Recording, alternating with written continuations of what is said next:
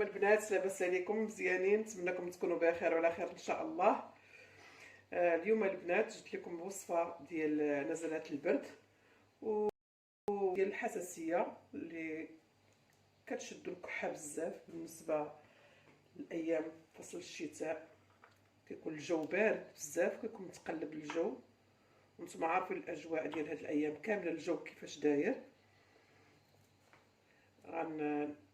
ناخذ الوصفه الثانيه. عندي هنا الثوم اللي هي الثومه، وعندي هنا التيل المجفف اللي هي الشريحه. هانتوما كتشوفوا هذه هي الشريحه. التيل المجفف هو هذا، بالنسبه حنا كنقولوا الشريحه وكنقولوا التيل المجفف. بالنسبه للدول العربيه كيقول التيل المجفف. وهنا الثومه راه معروفه البنات. وهنا عندي زيت الزيتون اللي هي الزيت البلديه.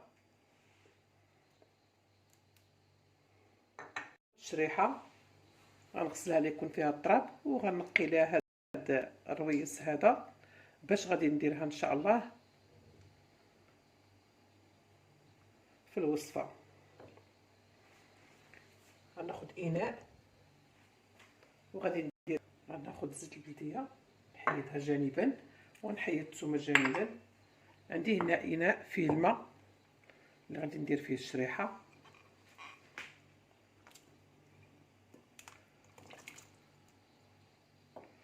البنات غادي نغسلها. هذا الخويط اللي كيكون في الشريحه وهذا،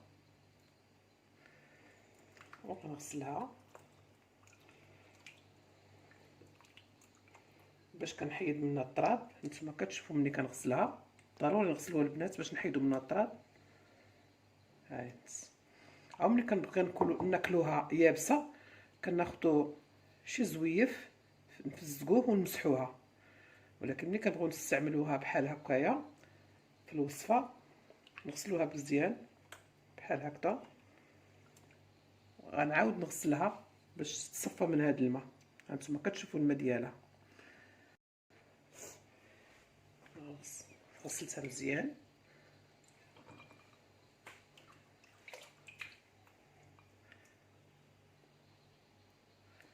حيدو هذا جانبا،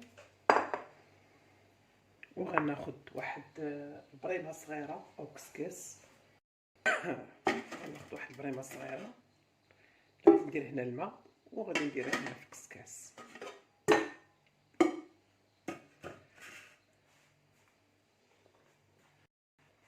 غنحيد لها البنات هذه، ها هي بحال هكا،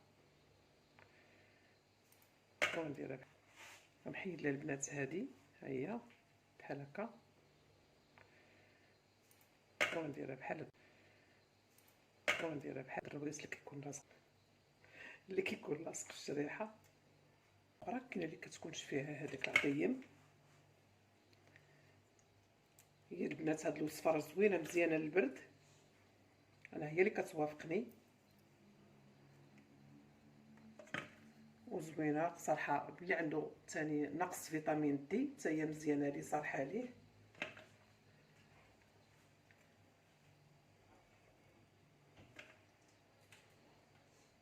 حنا كنستعملوا الدواء ديال الطبيب، وانما الدواء هذا تقليدي كيكون مزيان.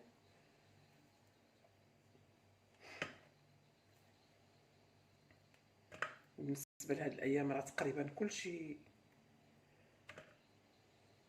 ضربوا البرد، عاد زيد هاد الجو اللي كاين دابا حاليا غادي يصعب، خصوصا في فصل الشتاء.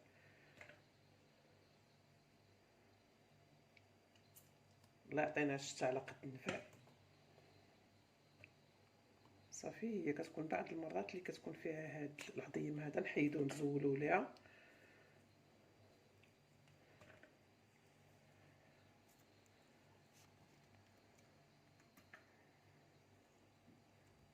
انا مشاركه نقع معكم كامله تقريبا باش غادي نديرها تصفور،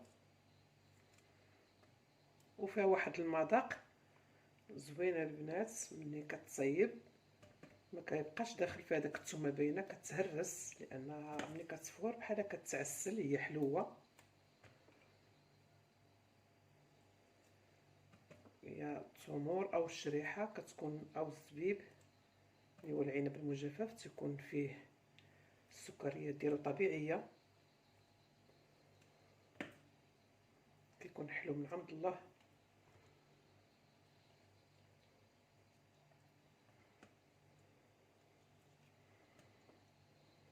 صافي انا كملتها البنات.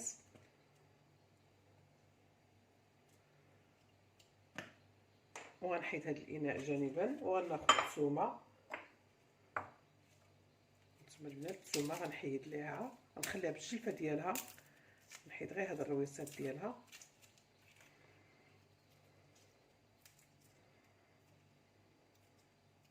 غير هذا اللي غنحيد باش غتدخل فيها شي شويه ديال الطياب. دغيا كتوجد تقريبا 10 ديال الدقائق كاع تكون واجده ان شاء الله.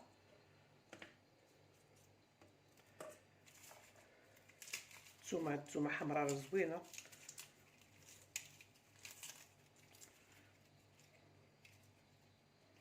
حتى طاحت لنا شي قشيره بيضاء راه غادي نحيدوها من بعد.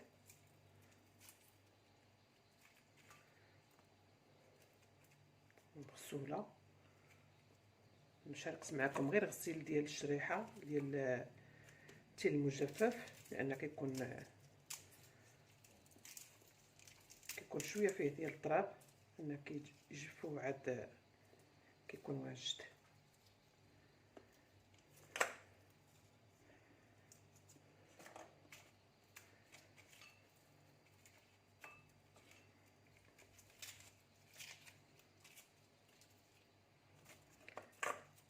غنقص هذه. انا تقريبا درت تقريبا شي 3 دروس ديال الثومه، لا 3 الريوس ديال الثومه ديال الكركوبه كنقولوا حنا، ديال الثومه اللي درت تقريبا 3. انا نقصت من هذه ونقصت من الاخرى تقريبا 3. وهنا عندي الشريحه 500 غرام البنات، نص كيلو ديال الشريحه تين مجفف، نص كيلو نص. هنا غادي ندير الماء باش غادي نديرها بحال هكذايا، نديرها تفور. هنا البنات عندي الماء، عندي تقريبا ندير من هنا بالمليلتر تقريبا 400 مليلتر،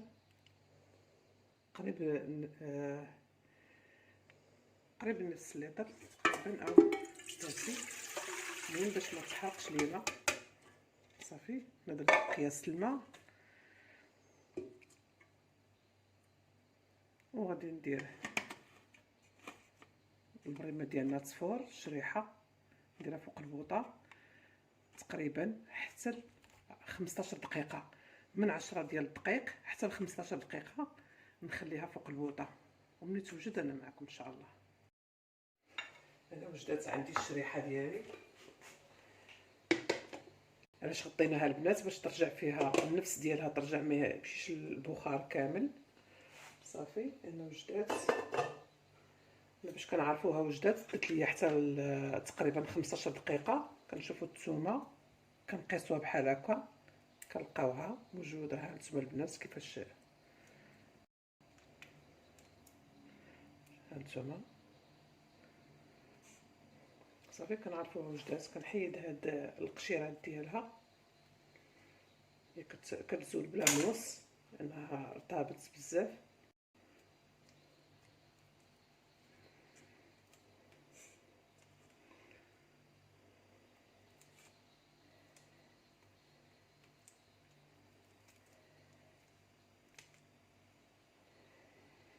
صافي غنكملها وغادي نوريكم ان شاء الله. صافي البنات هنا الوصفه هي واجده، الشريحه هي وجدات معنا مع الثومه. البنات هاد الوصفه راه زوينه غير جربوها، راه صالحه حتى للدراري الصغار. حتى هي كتحيد نزلات ديال البرد وكتقوي المناعه، ومزيانه حتى اللي عنده نقص ديال فيتامين دي. نتوما غتجربوها ان شاء الله، وراه وصفه ديال جدودنا راه زوينه. غادي ناخذ الخلاط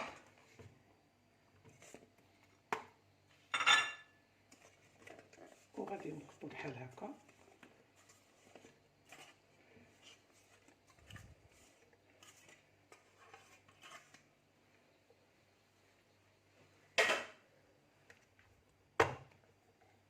غادي ناخذ زيت الزيتون.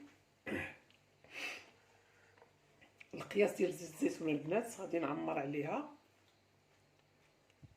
بحال هكذا، وغادي نطحنها. غتبان لينا عمرات بحال هكايا. نعمر لك الشريحه كنغطي بها. انا عندي نص كيلو ديال الشريحه، 500 غرام ديال الشريحه، وثلاثه دروس كبار راك شفتوا شاركتها معكم ديال الثومه، تقريبا كنقولوا نص رابعه ديال الثومه، وزيت الزيتون. ملي كنبغي نطحنها كنخويها في الاناء اللي غنطحن فيه، وكنغطي عليها تقريبا نقولوا 2 كيسان، او تقريبا 2 كيسان ونص او 3 كيسان من كيسان ديال العنبه اللي هما المعتمدين عليهم. حتى دابا راه كاينين حاليا، كاينين دوك الصغار ديال العنبه، وكاينين العاديين اللي كانوا نديرو في ديك العاديين نعبروا بهم ان شاء الله. ودابا هنا البنات هي وجدات، نتوما كتشوفوا كيفاش طحنات. ما غتجيش عاطيه داك الثومه باينه بالنسبه للدراري الصغار اللي ما كيبغيوش ياكلوها، وحتى الكبار. راه عندي وحده في بناتي ما كتبغيش تاكل شي حاجه فيها الثومه، وانما ملي كطحن معها هكا ما كتعرفها واش فيها الثومه. ما كاينش المذاق كاع كيتهرس بداك زيت الزيتون، المذاق ديال الثومه ما كيبقاش. ومع الشريحه تبارك الله شوف كي جات ما شاء الله. غنديرها في واحد الاناء زجاجي بحال هكا ديال الزاج.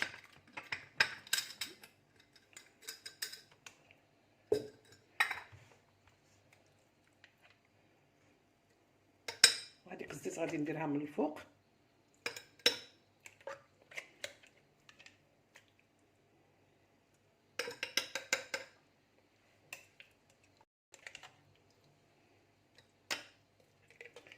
هكذا ديك الزويته كنخويها عليها من الفوق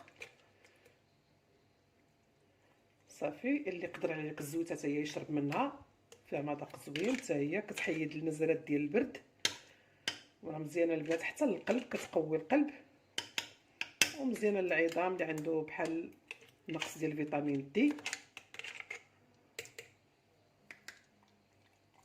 انا خصوصا في هذا الفصل هذا كنديرها بزاف.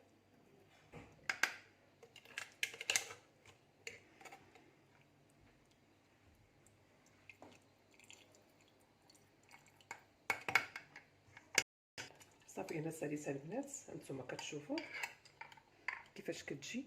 كناخذ معلقه بحال هكذا هانتوما في الصباح ومعلقه بالليل. راه مزيانه البنات، غير جربوها.